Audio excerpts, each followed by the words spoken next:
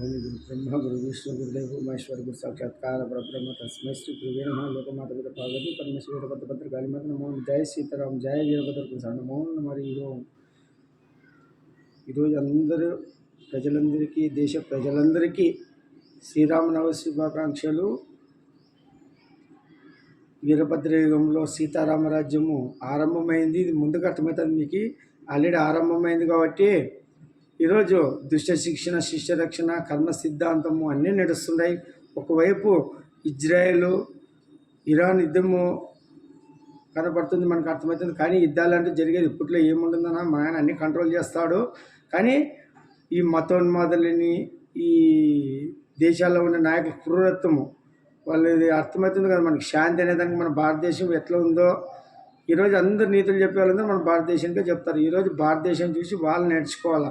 ఈరోజు మన దేశంలో బతికే అందరూ ఒక జర్నలిస్టులు కానీ, సోకాలు జర్నలిస్టులు కానీ, మేధావులు కానీ అన్నీ మనకి నీతులు చెప్పేకొస్తారు. భారతదేశం ఎవరు జోలికి పోదు, ఎప్పుడు దండయాత్రలు చేయలేదు.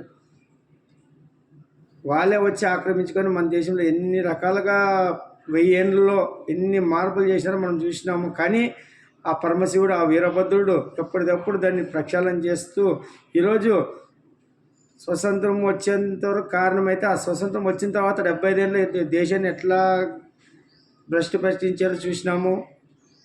ఈ 100 ఏళ్ళ చరిత్ర కాంగ్రెస్ స్వతంత్రం వచ్చిన తర్వాత ఈ మతోన్మాదుల్ని, ఈ మొఘలుల్ని, అక్బర్ కానీ, ఔరంగజేబు కానీ, ఇంకా వీళ్ళంతా బందిపోట్లు అక్కడి నుంచి మన దేశం మీద దండయాత్ర చేసిన వాళ్ళని రాజుని చేసి గ్రేట్ అని చెప్పుకుంటా, తర్వాత మన దేశం కోసం ప్రాణాలు అర్పించిన నాయకులు ఎవరి గురించి చెప్పుకోకుండా, తర్వాత స్వతంత్రం అంటే నెహ్రూ, గాంధీ వీళ్ళిద్దరే ఇంకా బొమ్మలు, ఇంకెవరు ఏం చేయలేదు.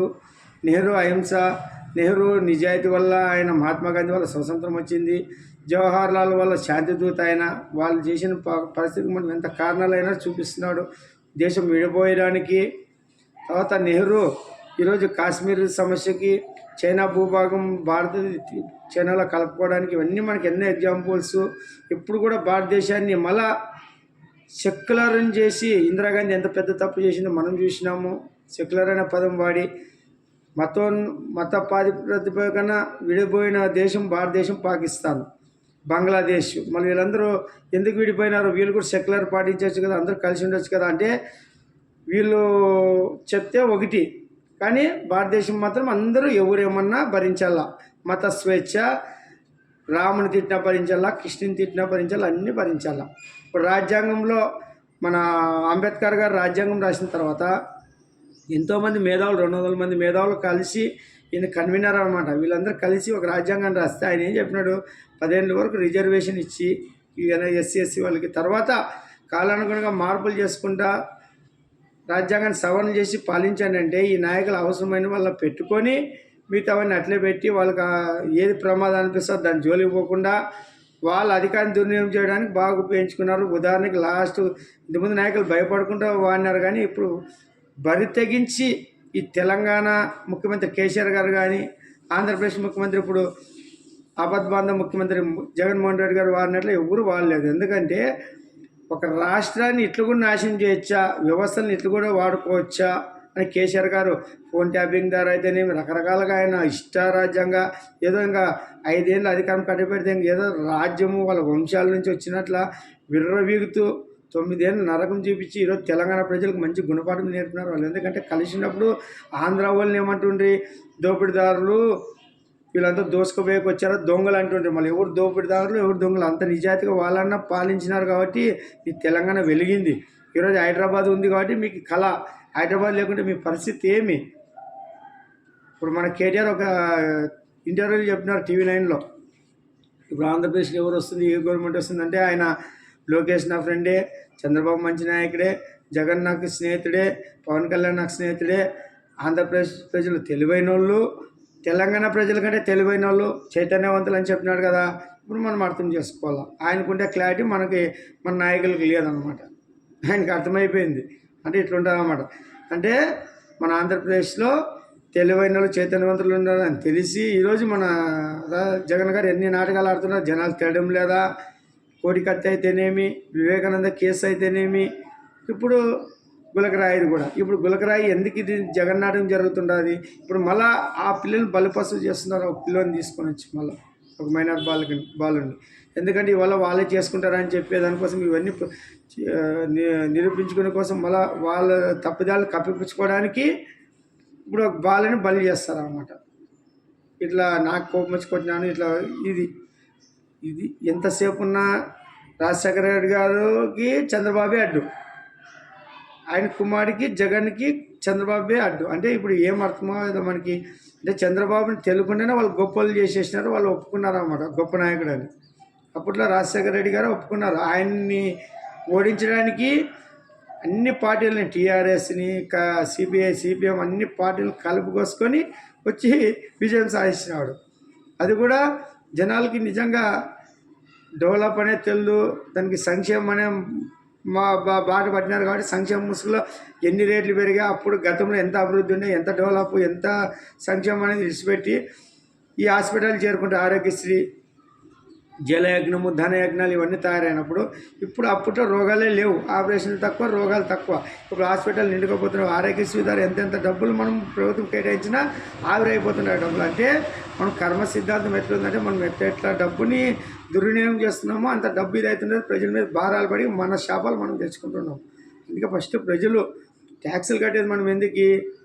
ఉచిత విద్య కోసము, ఉచిత వైద్యం కోసం, మౌలిక వసతుల కోసం ఇవి ఉపయోగించాలా. ప్రజలు ట్యాక్స్ కట్టి మనం దీన్ని పంచుకొని తినడానికి కాదు.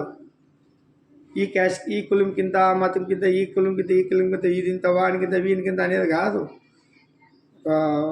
వృద్ధాప్య పింఛన్ కానీ ఇటువంటివి మాత్రమే ఉండాలా. డెవలప్ చేసుకుంటూ పోవాలా, పరిశ్రమలు స్థాపించాలా, ప్రతి ఒక్కరు పనులు కల్పిస్తే ఆ కిక్కే వేరే ఉంటుంది. కష్టపడి మనం కొంత పాలు సంపాదిస్తే కష్టార్జితం ఉండే విలువ వేరే.